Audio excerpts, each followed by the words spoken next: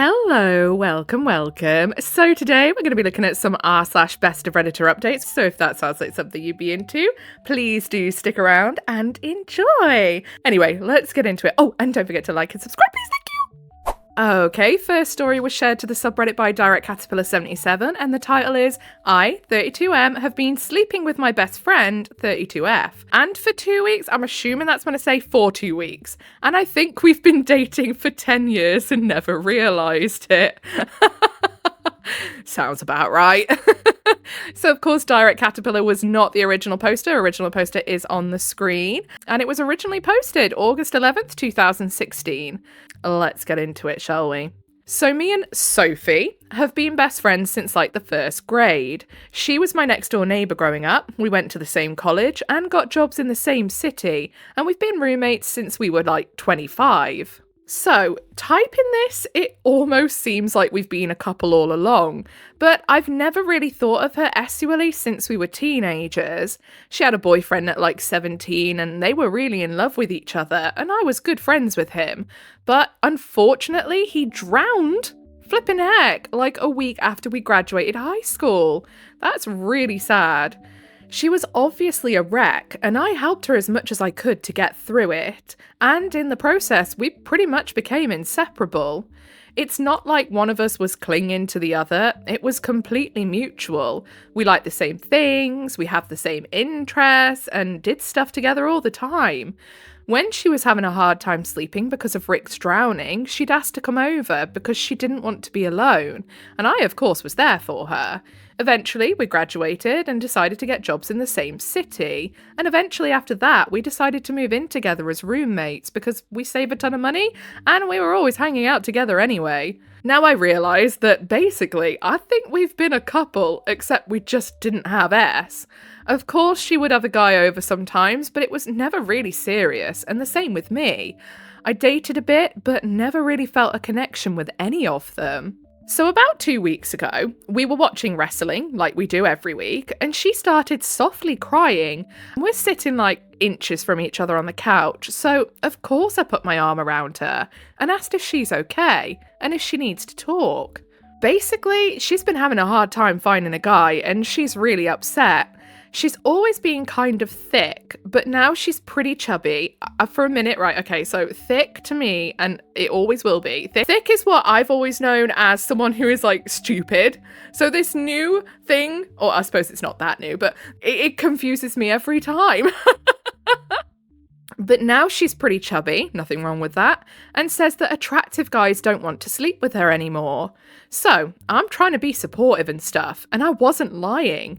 I've always thought she was really pretty, but I said that that's not true and that plenty of guys would love to sleep with her.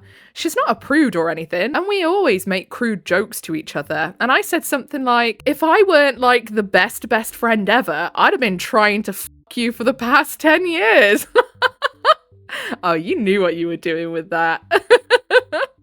She gave me this look, like I had just flipped a switch on a robot. Like she was just staring right into my eyes, and my brain is telling me to kiss her, so I did. We were making out for probably 5 minutes, and she had pulled my shirt off, and I had pulled hers off. And then I'm thinking, oh God, what am I doing? Oh, the nerves kicked in, bless your little socks. So I stopped, and I'm like, whoa, we need to think about this. Are we sure we want to go down this road? We talk for like 2 minutes, and we basically decide, hey, we've been friends for 25 years, and we've been through way worse together, so that having S one time shouldn't be an issue. I love that you both stopped to actually talk this through before you made a big decision for your friendship. I actually really like that. Well done, communication, gold star. It was by far the best S I ever had. And now since that time, we've had S at least once every day. Sometimes 2 or 3 times. Excuse me, how are you finding all that stamina in your 30s? Share your secrets. Not that I plan to touch a man with a 10-foot barge pole, but still. It would be good to actually have a bit of get up and go in the morning, you know? We both recognise we need to discuss this, but keep saying we'll discuss it tomorrow when we'll have more time. But I recognise we both have to discuss it. Like, soon, and I'm scared. I think I've realised that I've been madly in love with her this entire time, and that's why I never connected with any of the women I dated. And I'm really hoping it's the same for her. I think we might both have felt this way for a long time, and we're finally realising it. It just sounds so crazy. Like, what the is going on? Am I crazy? Am I getting my hopes up? If she doesn't feel the same way I do, how can I ever hang out with her again? What do I do? TLDR, I slept with my best friend of 25 years and now realise I'm crazy in love with her and probably have been for 10 years. And I'm afraid that maybe she doesn't feel this way as well. Really, you just got to bite the bullet and have that conversation. That is the only way you are going to get some clarity on this. And do it before things can get messy, because if you're not on the same page and you just keep it up without having a conversation, it could end up in a mess that ends up with your friendship stopping right where it is. Whereas if you talk about it now and figure out whether you have the same ideas on it or not, you could still have a decent friendship if you're not on the same page, you know? Anyway, relevant comments. Bailey Blue 22 says, I think she's into you. Otherwise, she wouldn't have slept with you like multiple times. I suggest that you start taking her out on real dates. If she agrees and is receptive to cuddling and holding hands, she's definitely into you. And whenever you feel is the right timing, you can tell her what's in your heart and how you feel about her. And then OOP says, I mean, like, we always cuddle on the couch, and in college she would come to my dorm because she couldn't sleep. We'd sleep in my bed together, just nothing sexual happened. I'm starting to think that she spent 15 years trying to give me hints now. Honestly, I wouldn't be surprised. So then Area Woman says, I agree with OP. Take her on actual dates. Allow yourself to feel some of those early relationship jitters and awkwardness as you embark on a new type of relationship together. I think dates is a very good place to start because, as well, you don't want to set the precedent that she is only useful to you for, you know, some under the sheets fun time. So some dates would be a good way to start. And then OOP says, I'm going to, and we go on dates all the time. I just didn't realise they were dates. Like dinner together, lunch, museums. I think we should plan a vacation together with a king-size bed instead of twin beds. LOL. Yes, you should. But I do think you just need a direct conversation, considering you've been acting like a couple for so long. I don't think that the penny's going to drop unless you confront it dead on, honestly.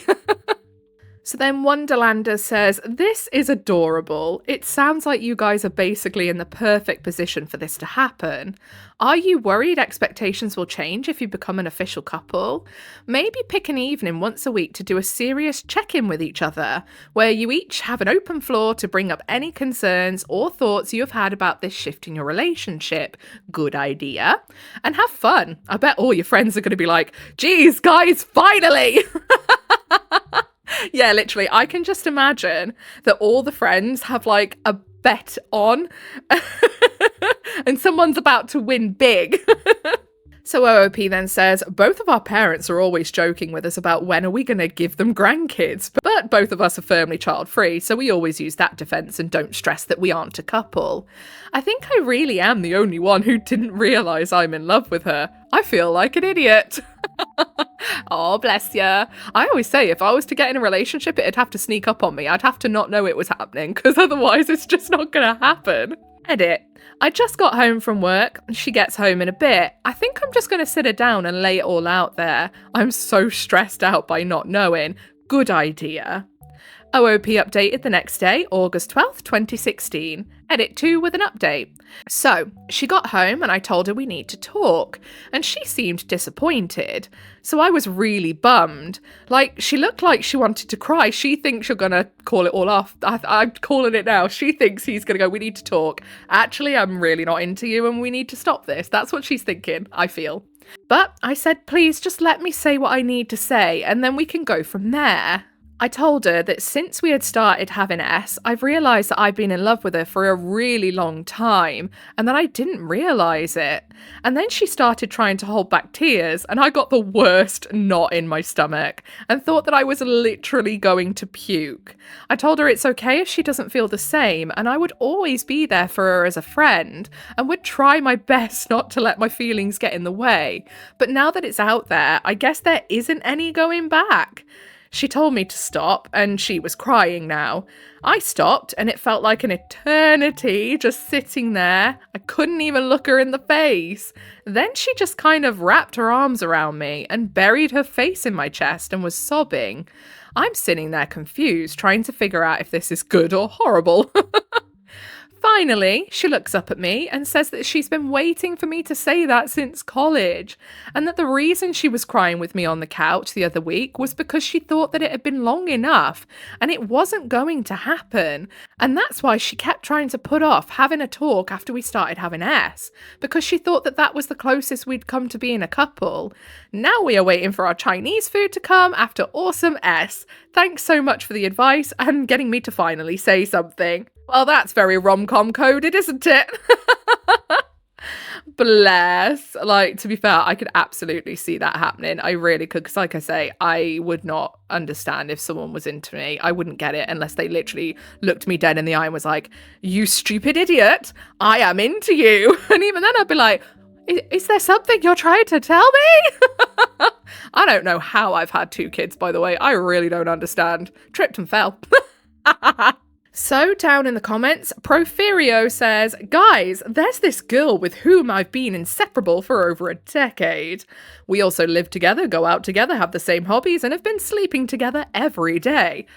Do you guys think she's into me?" Literally. And then Anondidimus says, "Maybe she's just Canadian." And then Porfirio says, "Oh yeah, now that you mention it, I do recall her talking about moose 5 to 6 years ago. That must be it. Thanks. Almost jumped the gun on this one."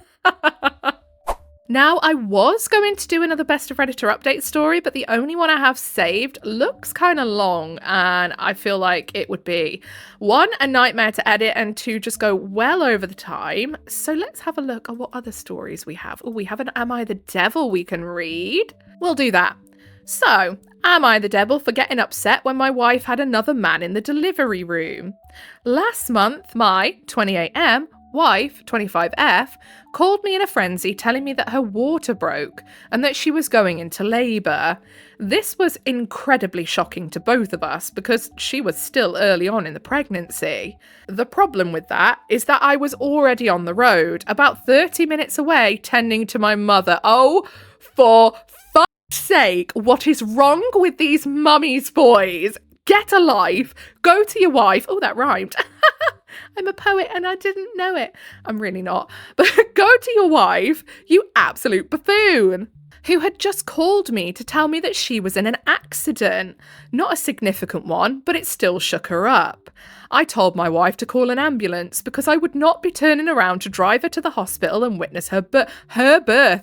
Notice that wording, her birth. Good sir, that is your DNA too in there. What are you talking about, her birth? She yelled, cursed, cried, and screamed at me through the phone. Valid. While I tried to calm her by telling her to call my sister if she didn't want to call an ambulance, since my sister only lives 20 to 25 minutes away. After this, she went silent and hung up. She's never going to look at you the same way again. You absolute useless husband. I didn't hear from her for about an hour and a half. I checked my phone for the first time since getting to my mother, and my sister sent me a video of my wife actively giving birth while holding her male friend's hand, the way women squeeze their husband's hands, for comfort during labour. And what's the problem with that? You weren't there. My sister immediately followed up the video with a text that said, "When are you going to get here?" I ignored the text and asked her if she's the one who drove my wife to the hospital, and she responded no. I asked her who did, and she informed me that it was my wife's male friend, who lives only 10 minutes away, who drove her and was getting his hand squeezed by my wife. I ended up just asking my sister for the full story while I drove my mother back to her home, since everything was sorted with the accident. Long story short, instead of calling my sister for an ambulance, my wife called her male friend that I've always unliked. Disliked would be a better word to use, but okay. But never informed my wife. Is that because you're threatened? Is that because you're threatened because he treats her better than her own husband does? Is that why? I told my sister to get on FaceTime with me, but not to make it obvious to anyone else in the delivery room, and I would stay silent on the other end. During the call, I saw my wife's friend rubbing her back, wiping her tears, comforting her when she screamed and cried, etc., like a good friend should. Yeah, there's nothing wrong with this, I can see. I couldn't bear the sight, and I ended the FaceTime and told my sister to inform my wife that I would be at the hospital the next day after work. Oh, give over! Come on now! Whenever she got out of labour. Oh my goodness, what a tool! My sister called almost 2 hours later to tell me that she had left the hospital and that my wife would be staying the night. My flabbers have been all the way gasted. It's been a month since then, and my wife only refers to our son, her baby, etc. I mean, you didn't put any input into any of it other than handing over a little bit of DNA. That's where obviously you decided your job was done.